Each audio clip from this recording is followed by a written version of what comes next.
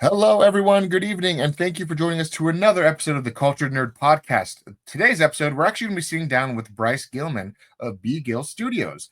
He is the CEO, the owner, the writer, director, producer of a indie superhero fan channel that is doing a lot of fan films and fan series that should be on everyone's radar if you like this kind of genre. So let's sit down, let's talk with Bryce, let's talk about his inspiration, what his projects are, and why you all should be watching it. So let's sit down and let's start talking.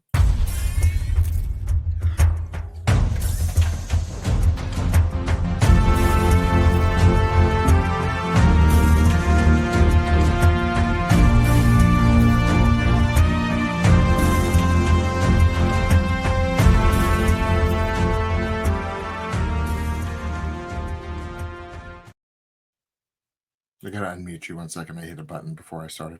How does everyone doing tonight? Good. Doing great. Fabulous day. How is it? How are you? Can't complain. It's been a day. While the video was starting, Apple's AI summary things of notifications is so inconsistently wild.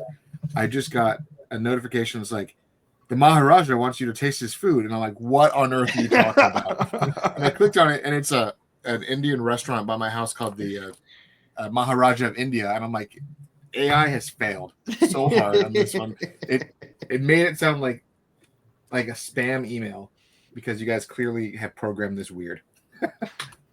Well, thank you so much for joining us, Bryce. And tell us a little bit about your studio. I know we've been chatting for a long time, and I checked out a lot of your stuff, but what caused you to do all this? Why did you decide to become an indie film project director and all of the above?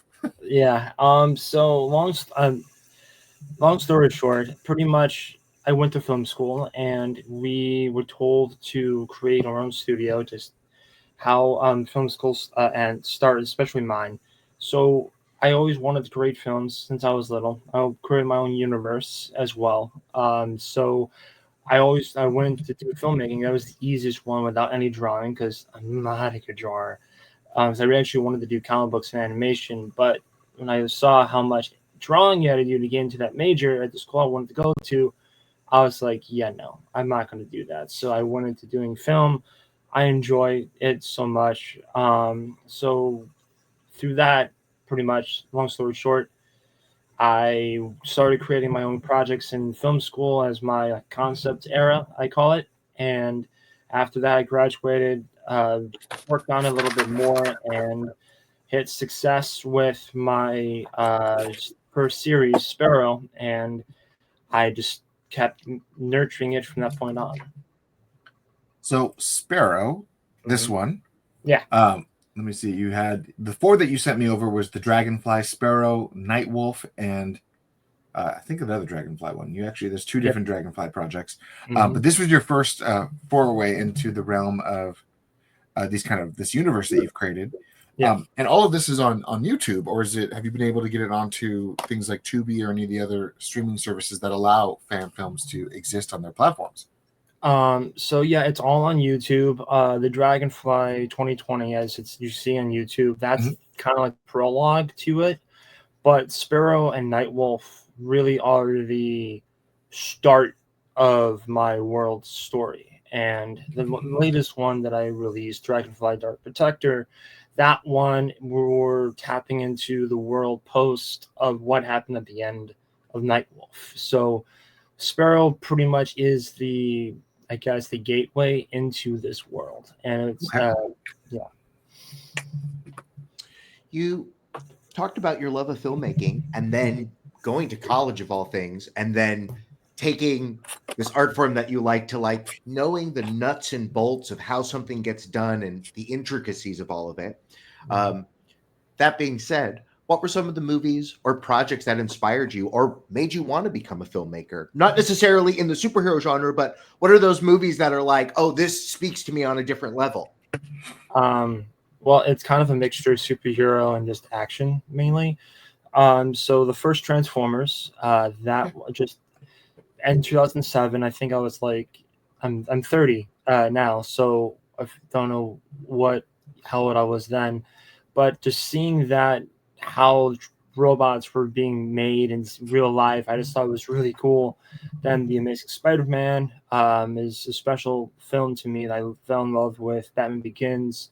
Back to the Future actually was one that made me, was a gateway to wanting to do film. One of the many versions of the original Star Wars, but Revenge of the Sith was actually one that really made me do film. I have a list of what films made me want to do film, so it's a long list. But and then the first Avengers film was another one that just, I was like, I want to do this. So yeah. Well, Disney would like to make another Avengers movie like that movie. It's so wild how far we have come away from all of this. Mhm. What are some of the tent poles, or what are some of the what are the things that you're looking for in a story? You know, we've seen this rise of superheroes that no longer have any problems. They just kind of solve things and kind of punch their way to the end of it. What are some of the tenets that speak to you in this genre? What do you look for in your characters? So with, I like that question a lot. What I look for in my story and my characters is I take what I call the Stan Lee approach. Stan Lee is one of my biggest influences in wanting to create my own world, along with Christopher Nolan as well. I adore him. He's an awesome filmmaker. So I kind of merge those two together, and I take how they will look at the worlds and stories, and I mold in my own version of it. So to go straight to my answer, I look at how we start off with the characters' backstories. So it has to have some kind of tragedy, like every superhero origin story does. But then, how do they succumb and become the hero that they're meant to be? But then, what are the trials and tribulations when they become that hero? And so, I try to keep my stories and my world very grounded, with trying to keep it too close to the real world, but still in the supernatural and fictional as well. As you were speaking about all of that, I was thinking about the new Fantastic Four movie and how it seems to not be connecting with people.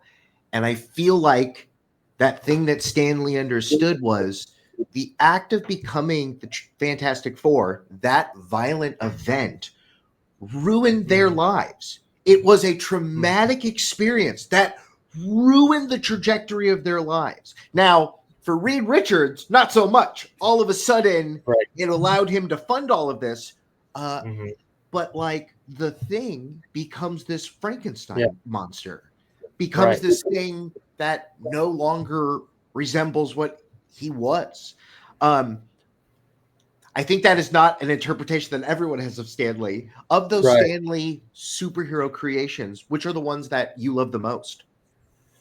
Spider-Man, Daredevil, I'm trying to think. Captain America is not really his; it's more Jack Kirby's. So I would say Spider-Man, Daredevil, the X-Men, definitely the X-Men, Iron Man as well. Just to name those. I know there's probably more, but there's so many I can't remember them all. But those are the ones that come to mind. I wonder if we'll ever get Iron Man with booze issues. We got Iron Man with daddy issues, but we didn't get booze issues. No, we kind of got it in Iron Man 2, but they were really tiptoeing around it. And then Disney came in and said, "We're not doing that. We're not doing any of that. We're going to kill him before we make him an alcoholic." So, we mentioned working day jobs to fund our dreams. What does production look like? How long from start to finish? Not necessarily inception, because I'm sure you have ideas and stuff like that, but when you really start working on a project, what does that time frame look like? So thankfully, my day job is 5 to 2:45. So I get to come home to 3, and I only live like 15 minutes away from where I work. So that's, good travel distance. So with that, I use my free time to work on the film, writing the script, getting the pre-production done, and then I film on the weekends. And I utilize that, and I get my talent. If they're good to film on weekends, then we're all good. And then I like plan 2 weeks in advance on when we're shooting, and then usually a film takes roughly 3 to 5 months, Yeah. roughly, depending on how big and long the project is. Uh, In terms of the overall preparation you have, do you ever have to go back and do like pickups and reshoots like a lot of studios do, or do you try to do what James Gunn has now been calling the over meticulous approach, where you plan, you storyboard, you prepare, you measure 20 times before you make your first cut, and then when you start filming, you don't have to ever do any pickups because you've done everything and the backups while you're doing it. What between like the Marvel we write when we shoot to the James Gunn I'm going to plan to oblivion, like where do you fit on the spectrum of planning? So I plan differently than James Gunn. I would love to be just like him, but no one can be like James Gunn. It's like no one can be Kevin Feige. I would love to be, but you can't duplicate them. They're very different kinds of gentlemen and filmmakers. So how I do things is I plan it out the best I can, where then I edit as I go. So if I catch any inconsistencies in, wait, I should have got this actually shot should have been better. Can you still come this Sunday? Perfect. We'll film then. And so while I still have the actors, I'm editing as I go. So if I catch something that's not right, I still have them. So then I can go and fix it. So then by the time when I'm in full editing mode, everything is good to go. I can work on the VFX, the sound designing, and all of that. So my workflow is very different than anyone else's, and my film teachers even said that too. That I'm a very good storyteller, but technically, I'm very wild cardish. I guess they would use that kind of term. So I hope that answers your question. Yeah. Cool. When I think of filmmakers like Hitchcock, who did all these movies in the 30s, and then like 20 years, 10 years later, he would like kind of redo that story or redo that idea. If given a Hollywood budget, would you remake any of your movies or do the version where it's like, oh, now we want little kids and toy box commercials to see this? Would you make that movie? Yes. Every time I tackle into a project, I always go just to play with my emotions and my dreams. How would this look if I had this amount of money and I was able to get these talents and more locations and a bigger budget than my very, very ant-sized budget that I'm working with now? And the first one I would tackle is my Spider-Man of my world, the Face, which is the Dragonfly. I would start with him.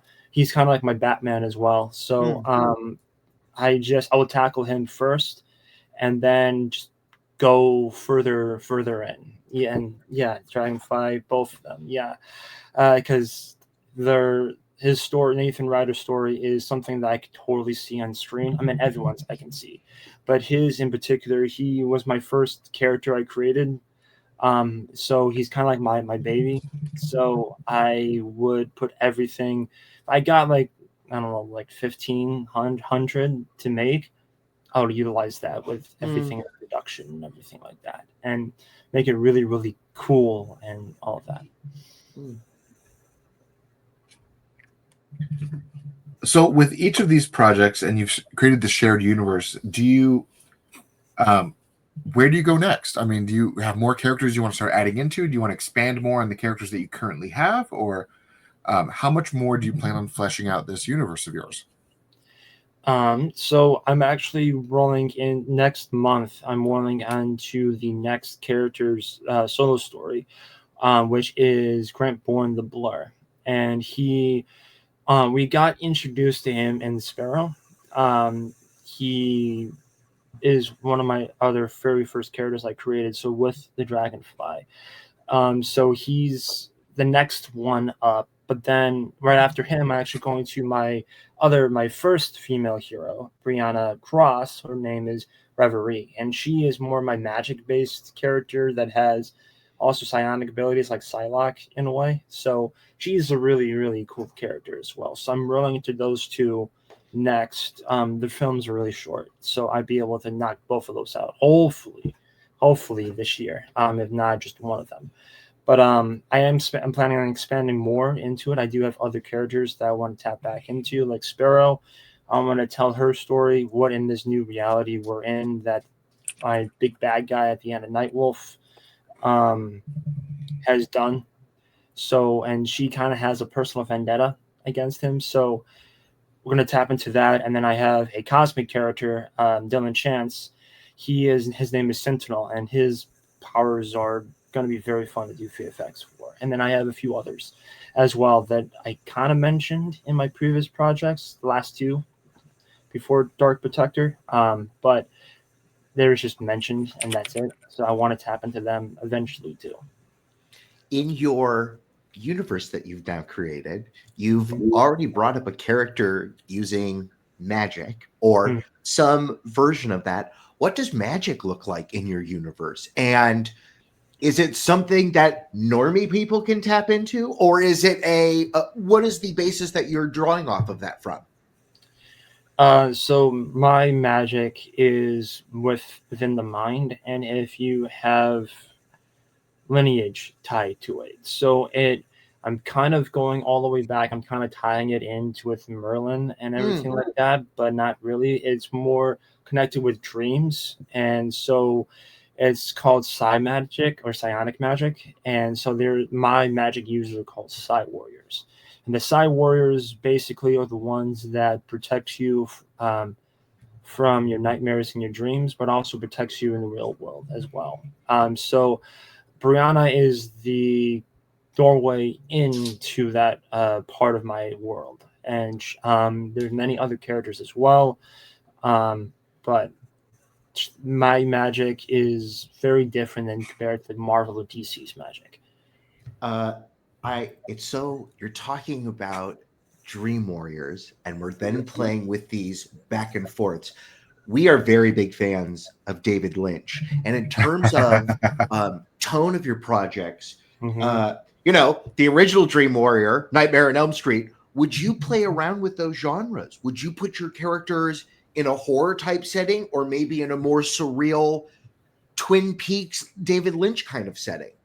It would be more like Inception, kind of, but like a very not high concept Inception, like how Nolan did it. But Brianna's story is actually really fun. The script's already written and ready to go. So how I'm going to tap into that is I'm very excited because it's going to be using a lot of green screen. But I have some locations where I could do that as well. And I have a VFX pack from Big Films. I love those guys. That's why I use a lot of my VFX presets. It's from them. They have this one called Destruction, and it's like destroyed buildings, decaying bridges and stuff like that. So we're in the dream realm, which is called the psyche plane. And we'll enter into that and we'll see our world, but it's decaying and it's, destroyed and everything like that. But yeah, so that's going to be really fun to tap into eventually. So it's more thriller-ish, but not horror-like, because I don't do horror. I don't have the stomach for it, so, or the mind as creativity for it. So are there entities or beings that only live in the psionic realm? Do they ever cross over to our realm? Like, could you have your characters fight like a kaiju or something like that? Yes, they're called Shaddix. And and there is one, her name is Noctera, and she is a piece of work pretty much, and she is someone that was created in the psyche plane, but is also from the mundane world, our world as well. But she is really someone that hates Brianna to a passion, or hates all the heroes with a passion. And she is pretty much like the Darth Vader to Rillick's Palpatine in a way. So she does whatever he asks of her to do, and she thinks she's going to get punished if she fails, but instead he doesn't punish her and tells her, "You're still needed. Let's continue on with my plan to control this world." So with each of these projects, I'm hearing a lot of things that you base a lot of stuff off of almost like the street level Marvel and DC characters. Like you got a lot of vibes with like Arrow and other of those straight just vigilantes. And then it sounds like you're kind of getting more into the mutant aspect and the X-Men kind of vibes to them. In terms of like the storyline inspiration, do you have any storylines from these comics and these characters that you tend to gravitate toward when you're writing their stories, or is it all just kind of a hodgepodge of 25 different inspirations meshed into one thing? Or how do you develop these characters? It's a hodgepodge, pretty much. Like Dragonfly, he is a combination of Batman, Nightwing, and Daredevil with a touch of Oliver Queen, but the Arrowverse version of Oliver Queen. And the main backbone for him is Nightwing. Nightwing is one of my favorite DC characters of all time. So I wanted to create my own character, so I based it off Nightwing. But then what if he had money like Bruce Wayne, but green like Green Arrow? But then had a kingpin like villain like Daredevil. So that's pretty much how Dragonfly was created. The Flash and Spider-Man, but Wally West Flash are the two inspirations for my character Grant Bourne, the Blur. And he is a detective for the MCPD, McCormick City, which is my made-up version of Chicago. So I go the DC approach where I take real cities and I give them names that's iconic to that city. So like Rush City is my replacement for LA, or Empire City from New York City, Spirit City from New Orleans, it's on and on and on. So for Grant Bourne is Wally West and Peter Parker mixed together with Detective Jay Halstead from Chicago PD. So like I meshed those three together and I created Grant Bourne.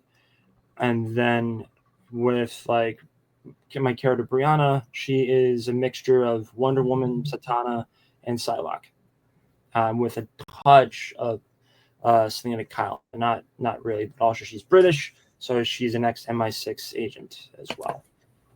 I could go on with the rest of these characters, but some of them I might say the wrong inspirations for them, so I'm just going to stick with my trinity for now. So as you're moving forward with this universe and you're pulling these inspirations, how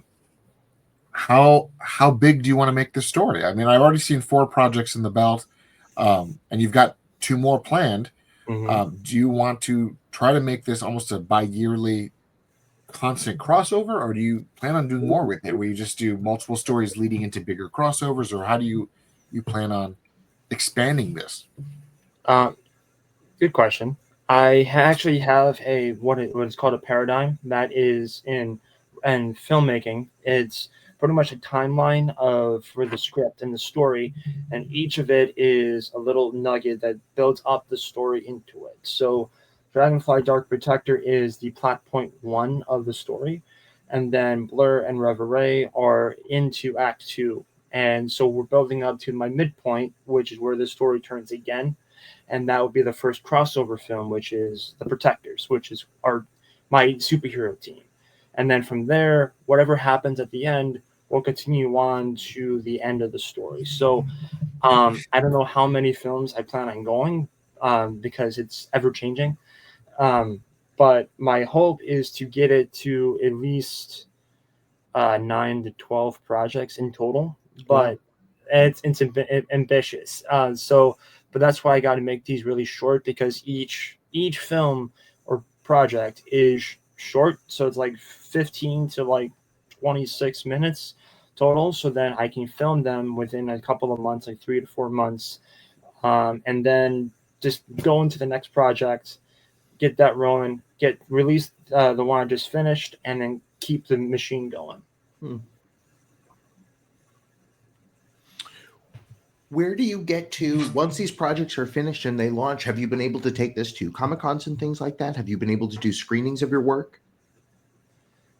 That is the dream. That is the plan. I would love to go to my local Comic-Con, which is C2E2 in Chicago, and but they are very hard to get a hold of. So there is another one that's more local in a suburb called Roselle, by me in Illinois. So that one is called Fan Expo. So I'm going to try and get a hold of them before August, but my plan is to get at least 2 more projects out, so I have something to show and present. And then maybe next year I'll be able to maybe have a table or something to add Fan Expo, which is a lot smaller than Comic-Con. It's a smaller Comic-Con, but still somewhat big. I mean, Grant Gustin's going to be at Fan Expo this year, so it's not that small. It's big. So I'm going to try and do that, and hopefully that helps me even more. And doing podcasts like your guys' podcast, just to help get more noticeability for BGil Studios, because I do see this brand, this world becoming not as big as Marvel and DC, but up there, maybe top 6 or something, but up there as notable, maybe closer to the Ripperverse from Eric July. So yeah. You talked about not being an artist. You are an artist, but not an artist like comic book artist. Have you thought about working or finding somebody to maybe bring a more ambitious story with your characters to life? In that medium, you can really allow them to build those worlds out, or maybe tell other parts of your story that you haven't been able to told. Would you be open to something like that?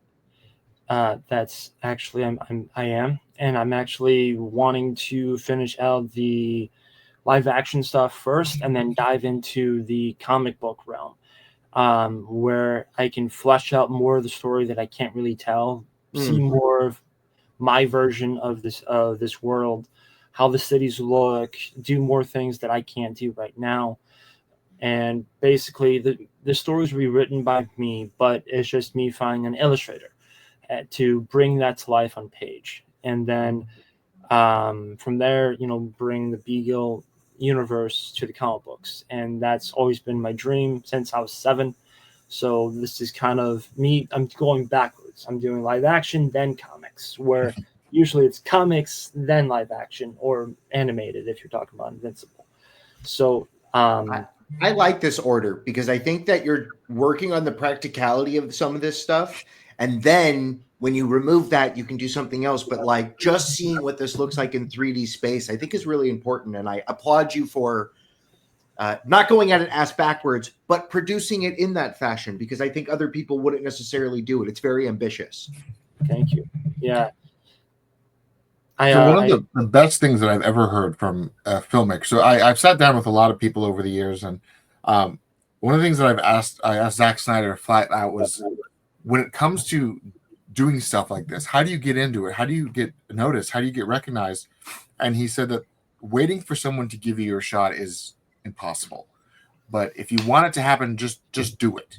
You can. He's like, just use your phone, use a camera, do whatever you can. Just make your content and keep doing it. Keep showing your passion. Keep honing your craft, and just keep going. And he tells this to everybody, that it doesn't take $20,000 cameras to make a perfect film. Like, I mean, starting tomorrow, we have 28 years later, which was filmed on a handful of iPhones. So it's these big directors are making it very known that people who have creativity just need to do it. And that puts you almost at a step higher than all these people who want to do these things and can never just start doing it. They're looking for their shot, but they're not trying. And you're just going out there and just doing it. So in terms of just getting started and just committing, what advice would you give to someone who is looking for that motivation, that inspiration, just to get out there? Well, I'm going to use something that Stan Lee once said, and pretty much I think it was someone else too that said this too. And basically is, if you have a story, just go out and write it and see where it takes you. It might not be good, it might not be great, but eventually you will learn how to crack it and make it the right way. And if it's your passion, it's either writing a novel, writing a comic book, writing a film, building a universe, whatever it is, and you involves you creating a story, just do it. Just go out and do it, and then see where it takes you. If you like it, great, and keep going with it and nurture it. If you don't like it and you don't want to do it, then let it be a hobby for you or whatever you want it to be. That I ask that question with myself a lot, and I have a lot of ups and downs with that as well, but I have a lot of pieces of paper on my bigger computer screen that reminds me what to do when I'm in that downfall, and that makes me keep going. And then the people that surrounds you as well, if they support you no matter what, even if it might be crap or whatever, just take that, whatever good positivity and good vibes that's giving you, go with it. I think that aspect of, making sure that your mental health is in a place where you can then create these things, and those levers to pull yourself out when you're down, I think is great. I think that are tools that many people should utilize. Where would you like our audience to go? Where do they see your work? How do they find out about your next projects, the ones that are coming up? So they can go check out BGil Studios right here on YouTube, and then also check out the Facebook as well, which is BGil Studios, and then the Instagram, which is also BGil Studios. On Facebook and Instagram is where you'll find out updates of behind the scenes as well, and possibly maybe casting announcements. And then the channel will be where the actual film projects will be, or the trailers and whatnot. So those main three, or we have our own website as well, www.bgilstudios.com. That one is still it's in construction right now. It's being updated, but we also have a merch store as well. So it's connected on the site. So just that store, and you can go and buy merch of your favorite character from the BGil universe. Well, thank you so much for joining us. Thank you very much for being here. Thank you for sharing the art that you are working on. I hope this does broaden that audience, and I implore everyone, go see what young filmmakers are doing right now. Thank you so much for sharing your work with us. You're very welcome. Thank you for having me, guys. Not at all. Thanks again. And Mike, take us home. If you would like to help support our project, head on over to the patreon.com/theculturednerd. If you don't want to do that, that's totally fine. The world is expensive, but please tickle that algorithm for us. Like, comment, subscribe. If you know someone that needs to be seeing these BGil Studio movies, please send them this episode. Taylor Murphy's been your host. Me, Michael Santelum, your co-host. We had the wonderful Bryce Gilman here today. Thank you so much for joining us. Take care of yourselves, drink water, eat food, and we'll see all you kids and cats next time.